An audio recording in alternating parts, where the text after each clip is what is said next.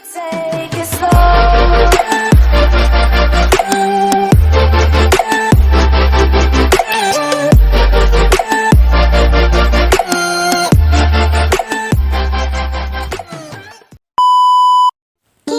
Halo semuanya, kita akan mempelajari tentang materi ekonomi kelas 11 SMA, yaitu materi tentang indeks harga dan inflasi.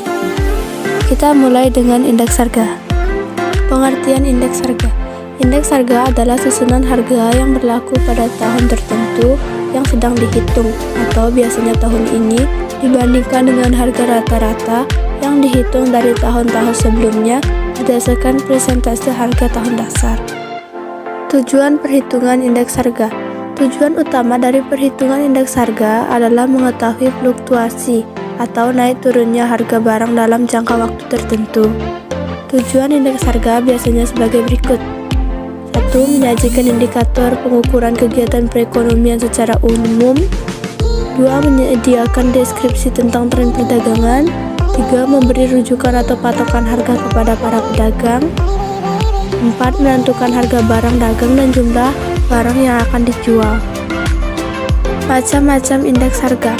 Ada beberapa jenis indeks harga yang lebih spesifik. Penjelasannya sebagai berikut. 1. Indeks harga konsumen atau IHK. Indeks harga konsumen adalah daftar harga yang menyajikan perubahan atau perbandingan harga barang-barang dan jasa di pasar dalam jangka waktu tertentu, yang mewakili kegiatan belanja konsumen secara keseluruhan. Jenis dan harga barang atau jasa berbeda dari waktu ke waktu sesuai dengan pola konsumsi para konsumen. IHK bisa digunakan untuk mengambil keputusan masyarakat dalam kegiatan ekonomi seperti menetapkan gaji karyawan di suatu perusahaan. 2. Indeks harga produsen atau IHP. Indeks harga produsen adalah daftar harga yang menyajikan perubahan atau perbandingan harga barang dan jasa yang dibeli oleh para produsen untuk melakukan produksi dalam jangka waktu tertentu.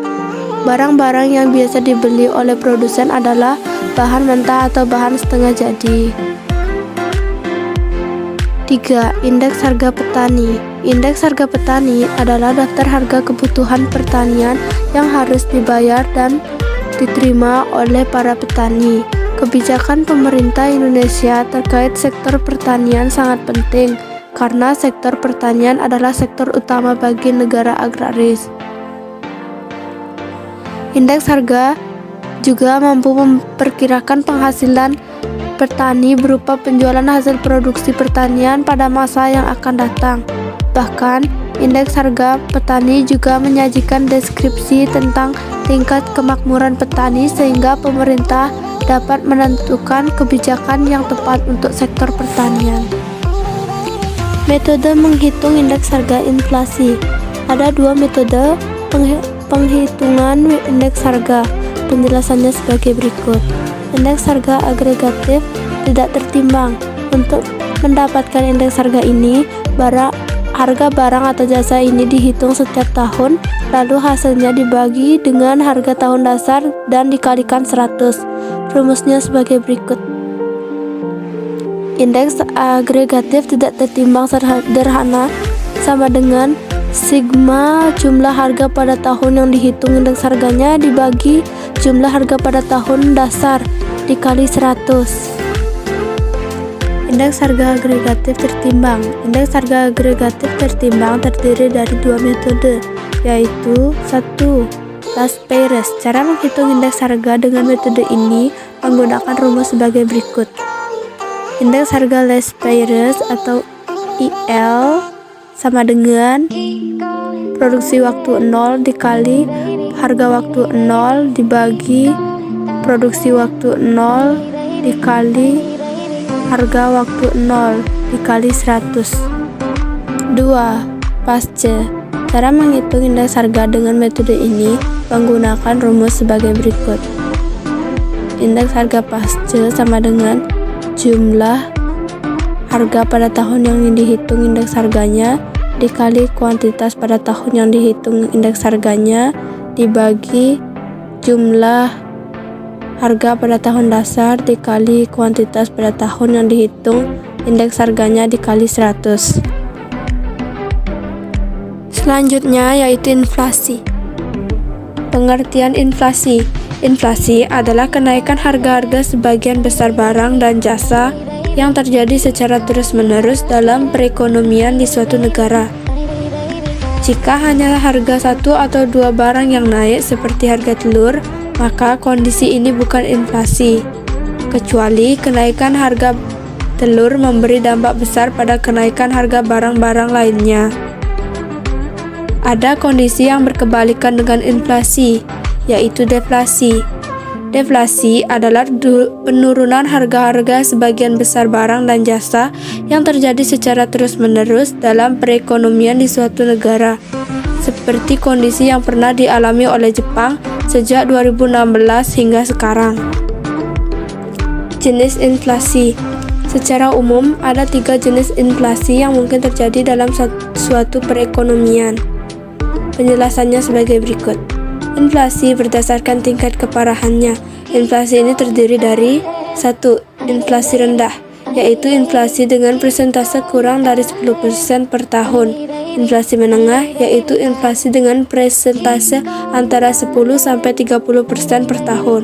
Inflasi tinggi, yaitu inflasi dengan persentase antara 30-100% per tahun. Inflasi super tinggi atau hyperinflation, yaitu inflasi dengan persentase lebih dari 100% per tahun. 2. Inflasi berdasarkan asal muasalnya. Inflasi ini terdiri dari A. Inflasi dalam negeri, yaitu inflasi yang terjadi di dalam suatu negara saja karena permintaan masyarakat meningkat lebih cepat dan lebih tinggi daripada kemampuan pasar untuk memenuhi permintaan tersebut. B. Inflasi luar negeri, yaitu inflasi yang terjadi di negara lain sehingga harga barang-barang impor meningkat. Inflasi ini bisa berimbas ke dalam negeri, terutama jika terjadi kenaikan bahan-bahan baku impor untuk produksi. 3. Inflasi berdasarkan faktor penyebabnya. A. Demand pull inflation. Demand pull inflation adalah inflasi yang terjadi karena kenaikan permintaan masyarakat terhadap barang dan jasa yang tinggi sehingga pasar tidak mampu memenuhi permintaan tersebut.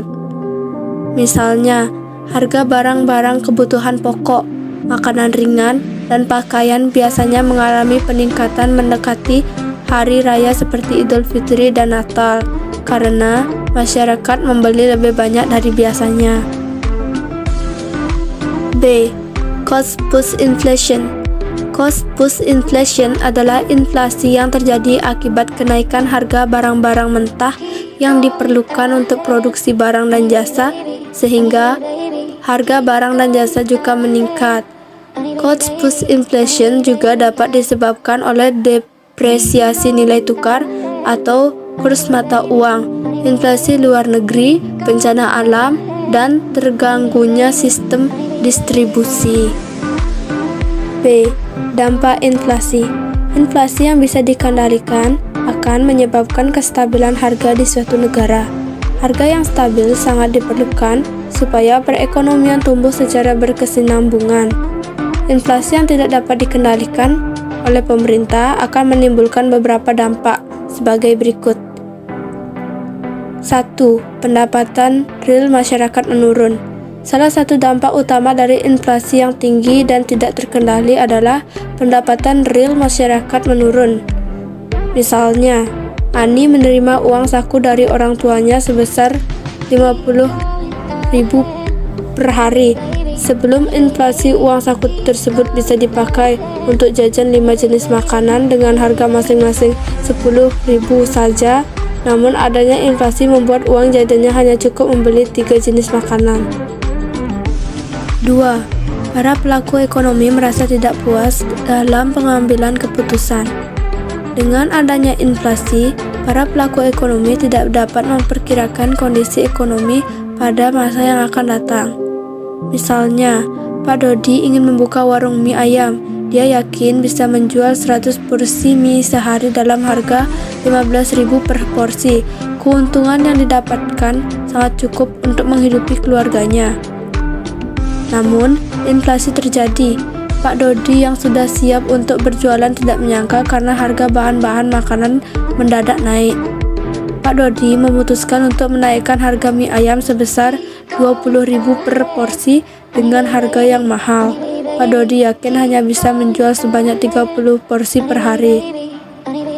Oleh sebab itu, Pak Dodi membatalkan niatnya untuk berjualan mie ayam hingga harga bahan-bahan makanan kembali normal. C. Cara mengatasi inflasi. Pemerintah harus berusaha untuk mengatasi inflasi supaya kesejahteraan masyarakat tidak menurun. Ada beberapa jenis kebijakan yang dijadikan cara mengatasi inflasi. Penjelasannya sebagai berikut. 1. Kebijakan moneter. Kebijakan moneter ditetapkan oleh Bank Sentral untuk mengatasi inflasi. Cara utama yang dilakukan adalah mengurangi jumlah uang yang beredar di masyarakat dengan beberapa cara. 2. Kebijakan pasar terbuka. Kebijakan pasar terbuka adalah penjualan surat SBI atau surat Bank Indonesia kepada masyarakat sehingga uang tunai yang dipegang oleh masyarakat bisa diserap oleh Bank Indonesia. 3. Kebijakan diskonto. Kebijakan diskonto adalah meningkatkan suku bunga yang berlaku di pasar. Tingginya suatu bunga akan membuat masyarakat tertarik untuk menabung karena pendapatan bunga yang diperoleh lebih besar. Di sisi lain, suku bunga yang tinggi akan mengurangi jumlah pinjaman uang di bank sehingga nominal uang yang beredar dalam masyarakat bisa dikurangi. 4. Kebijakan giro wajib minimum. Kebijakan giro wajib minimum adalah keputusan yang diambil oleh Bank Sentral untuk meningkatkan cadangan minimum yang harus disimpan oleh bank umum. Akibatnya, kemampuan bank untuk meminjam uang kepada para nasabah akan berkurang, sehingga jumlah uang beredar juga berkurang. 5. Kebijakan fiskal. Kebijakan fiskal adalah cara pemerintah untuk mengubah jumlah penerimaan dan pengeluaran negara supaya jumlah uang yang beredar di masyarakat dapat berkurang. 6. Pengeluaran pemerintah dikurangi. Pemerintah yang mengurangi belanja-belanja negara untuk mengurangi uang beredar dalam masyarakat. Misalnya, mengurangi rencana kunjungan ke luar daerah atau luar negeri, membatalkan seminar yang tidak terlalu penting, menunda pengadaan mobil atau rumah dinas, dan sebagainya. 7. Meningkatkan tarif pajak. Tarif pajak yang ditingkatkan akan menyebabkan jumlah uang beredar menurun karena jumlah pendapatan yang diterima oleh masyarakat berkurang. Misalnya, pajak penghasilan yang tinggi akan membuat take home pay atau gaji bersih setiap orang berkurang. Sekian dari kami kelompok 3. See you next time teman-teman semua. Terima kasih.